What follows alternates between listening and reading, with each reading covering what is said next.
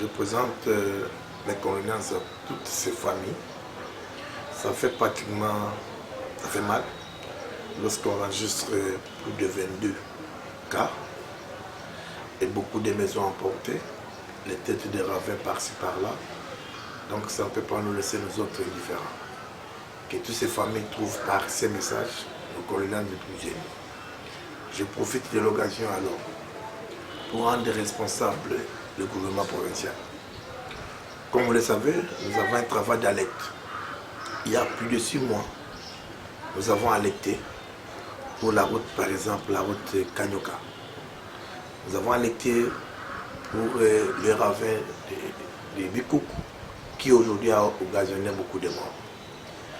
Bien qu'ils n'en parlons pas, le gouvernement provincial et national n'ont rien fait par rapport à ce qu'on avait alerté à l'époque. Aujourd'hui, voilà la négligence là où ça nous a amené. Selon nous, nous disons que le gouvernement provincial est tenu responsable. Pourquoi? À l'époque, moi, Kaboka Pokasende, j'avais suggéré au gouvernement de se rassurer si l'entreprise Toa avait des moyens conséquents pour débuter les travaux du côté Biaki. Eh bien, j'avais proposé que si cette entreprise n'a pas de moyens suffisants, qu'elle ne puisse pas commencer à amorcer le début des travaux, qu'ils patientent. On n'était pas encore écouté. Aujourd'hui, grâce à cette entreprise, les gens ont perdu plus de 50 maisons parce que l'entreprise n'a pas pu canaliser les eaux. C'est ce qui a créé tout ça. Alors si la route là a été comme ça a été avant que l'entreprise tourne le début des travaux, on n'allait pas aujourd'hui regretter. Voilà pourquoi nous demandons que la justice rapidement puisse se saisir contre l'entreprise Toa et le gouvernement provincial qui doivent nous dire réellement pourquoi les travaux n'ont pas pu y avancer. Du côté Josué Uné, là nous sommes sur l'avenue Kassavou, mon frère, vous le savez comme moi, que cette route-là a été supportée par l'entreprise Kerkset. Et là, on a crié pour faire partie de Kerkset et les travaux ont été arrêtés. Une année après, on n'a pas eu une entreprise qui a remplacé Kerkset et c'est ça ce qui a encore occasionné ce qu'on a vu aujourd'hui. Donc les responsabilités sont partagées. Il y a aussi nous aussi la population avec cette histoire de construction anarchique et chacun a sa part de responsabilité mais différente. Dès lors que l'État congolais a un rôle de nous sécuriser, nous la population ainsi que nos biens, c'est ainsi que je rends responsable le gouvernement provincial. Et de l'autre côté aussi, les victimes sont délaissées. Non seulement ils ont perdu les maisons, mais aujourd'hui, pas même les simples salutations. On ne sait même pas.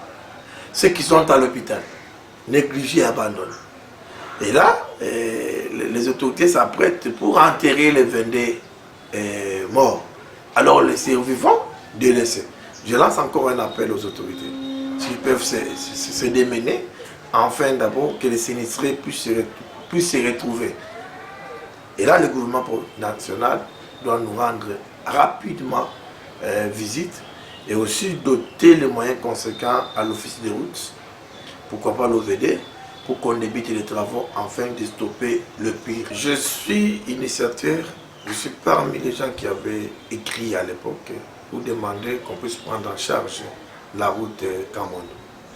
Nous avons écrit, nous avons démontré pourquoi il faut faire cette route. On était écoutés. Kerkset a commencé. Ce que je voulais là, c'est vérifiable. Kerkset a commencé à canaliser de l'eau de part des autres. Évidemment, lorsqu'on en fait partie, Kerkset, par sentiment, eh bien, ça nous amène là où ça nous amène encore. Encore une fois de plus, le gouvernement provincial, le gouvernement de la République doit faire l'impossible pour qu'on débute ces travaux et qu'on puisse sauver le vie humain. Nous sommes dans une province où il y a beaucoup plus de commissionnaires. Tous nos politiciens ici cherchent à se retrouver au lieu de la place, bien entendu, de la population. Vous voyez tout ce qui s'est passé avec Toa, tout ce qui s'est passé avec sa mais ce ne sont pas toujours des commissions. Alors lorsque les gens veulent avoir des commissions au détriment du développement réel de la province, ça ne donne que ça. Moi j'invite les chefs de l'État à veiller. Vous avez vu récemment lorsqu'il était venu à Kananga, il avait demandé à ce qu'on puisse voter utile, voter les gens qui maîtrisent.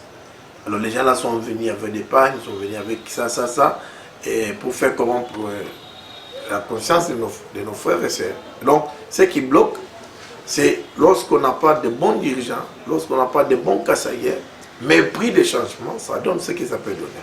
Donc, c'est pourquoi j'ai demandé à mes frères d'accorder le deuxième mandat au président Tshisekedi.